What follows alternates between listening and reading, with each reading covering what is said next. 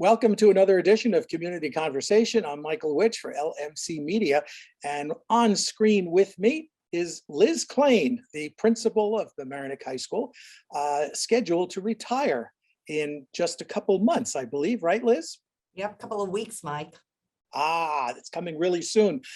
Can you tell us what happened that made this an opportune moment to leave your post?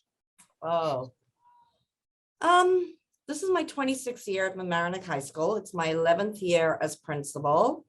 I have really loved the position and the opportunity. And I think, there comes a time when you recognize that it's probably good to hand the reins over to somebody else and give somebody else a little bit of a chance to see what they can do with the high school. And also, I think, personally, I think I've got another act in me somewhere doing something, and I wanted to be leaving on what I think is a strong high note, having gotten the communities and the high school through hopefully what has been the worst of this pandemic. So I feel like we're in a good spot. I wanted to see the school coming back to life, and which it is. So it felt to me like it was personally, and then also just for the community, a good time to have a change in leadership. Well, I think it was a little unusual when you were appointed principal that they found you from within the school. And also, you were the first female principal, I believe, in years, right? Yeah, in a long time. I think, somebody said to me that there had been a female principal way back. And I actually could never find the record on that. So I don't know, that got lost along the way. But certainly not for as long. You were here for 50 years and you said that you don't remember a woman, right? Yeah. Oh, I mean, I've got a 50-year memory since I started at Mamaroneck High School in 1972. So I knew Lil Caprice, but she was an assistant principal, not a full principal. Yeah. And you mentioned getting the school through the pandemic. I think you've got, there are bigger waves, I shouldn't say that. There are other waves that you've been principal through. Some social upheavals. I mean, a presidency that sparked a lot of controversy, and the Me Too movement and the Black Lives Matter movement. But I think it was the pandemic that really was the biggest challenge for you, correct? I mean, I think, yeah, it's really hard also to remember exactly what that was like. But one thing that I know is, and this really brings me back to that moment, is sort of in the summer of 2020, in the summer of 2020, I remember coming in here, on a day when we were theoretically supposed to be on vacation, and my secretary saying, and I'm saying, I don't like this and that, and I'm going out there and I'm measuring classrooms and how are we going to get the kids from one, and she said to me, it's not that you're just having to do things differently. It's like everything about this is different. So from how teachers had to teach when they came back in September of 2020 with the hybrid and the Zooming so we had to get our teachers, on board, trained, ready, willing, and with a group of people who hadn't been in the building in 6 months, and there was a lot of anxiety. So it was the emotional, dealing with people's emotions, and then the actual reason we belong here, which is to teach kids. But then it was also the logistics of moving students through a building, keeping them 6 feet apart, and then in the room 6 feet apart. So there was that part as well. And so it really was like opening up an entirely new school in those months. I've always been curious about your accent. It's a lovely accent. Where does it come from? I'm from Zimbabwe originally. So I moved, so I moved to this country when I was 12. And I think that if you were to ask any of my elementary school teachers if they were alive in Zimbabwe, could you imagine that she would ever be a principal of a major New York City suburban school? I think there would be a resounding no to that particular. I don't think anybody could have thought that that's what I would be capable of doing. So I thank the United States for that.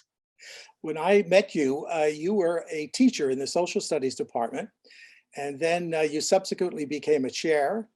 How did teaching prepare you, or did it prepare you to be the principal of a high school, the same high school? Yeah. I really strongly believe that in order to be an effective principal, you need to have a really solid foundation in teaching. And so, you know, when I hear about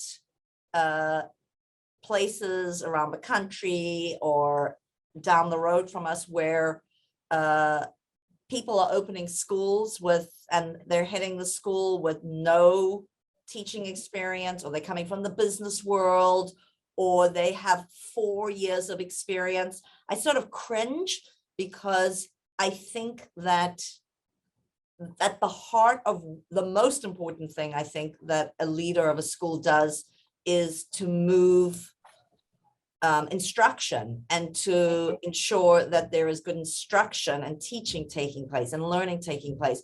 And if you yourself have not fumbled and experienced how difficult, I mean, it is a very, very challenging thing to do, to teach. And more so now than when you or I were in the classroom, because of the myriad of challenges that teachers are facing in the classroom right now. What's one thing that you can point to that you're the most proud of? There are two things I'm going to talk about. So the first is that I think about a year or two after I became principal, we put a committee together to examine what we were doing with regard to requirements for AP exams in the school.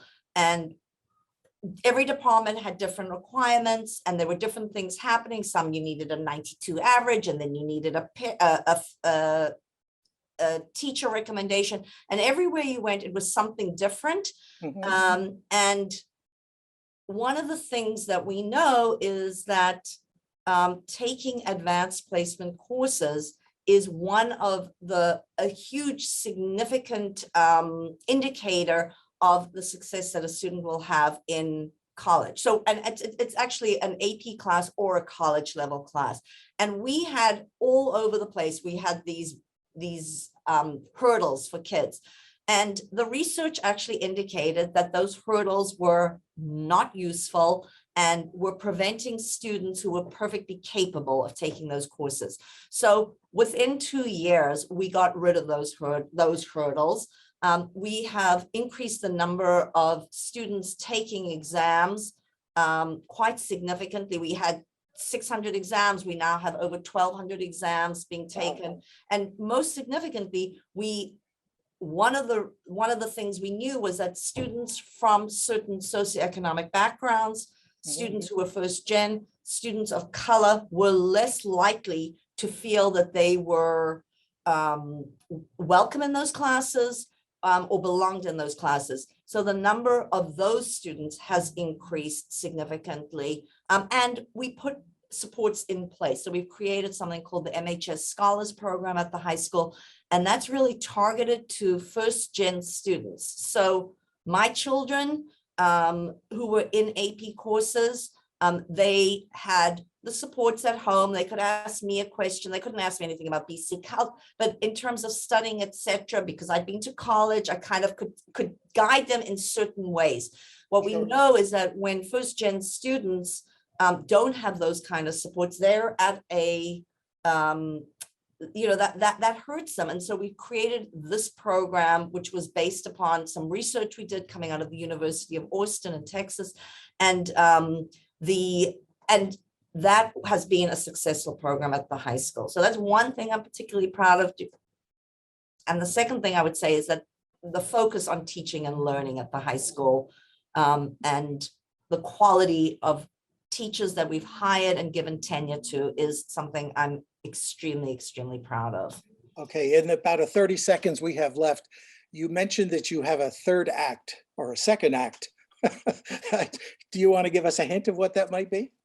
Well, I'm sort of letting it emerge. Apparently, there's a term for adults called a gap year.